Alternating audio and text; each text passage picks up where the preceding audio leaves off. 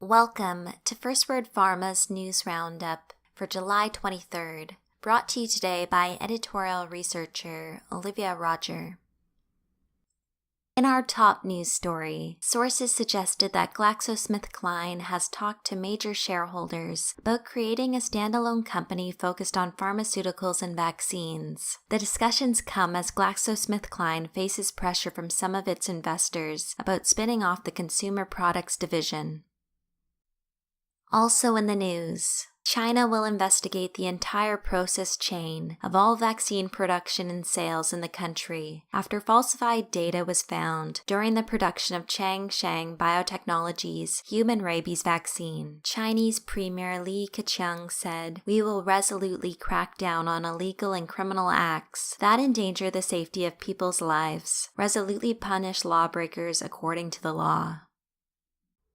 In other news, ahead of an FDA Advisory Panel meeting, agency staff questioned whether data supported the efficacy of GlaxoSmithKline's Nucala for the treatment of patients with sudden worsening of chronic obstructive pulmonary disorder. FDA reviewers noted that the therapy failed to meet the statistical threshold for efficacy in one clinical study, while the drug maker also failed to specify the patient group that would benefit from the treatment.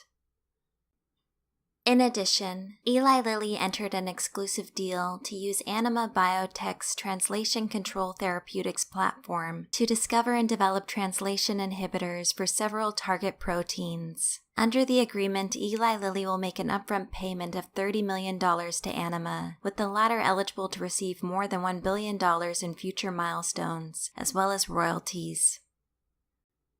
And finally, in a pivotal Phase 2 study, BeiGene's experimental anti-PD-1 antibody, tislelizumab, led to an overall response rate of 73% in Chinese patients with relapsed refractory classical Hodgkin's lymphoma. Chief Medical Officer Jane Huang said, "We believe these strong results will support our first regulatory filing in China, which is planned for later this year."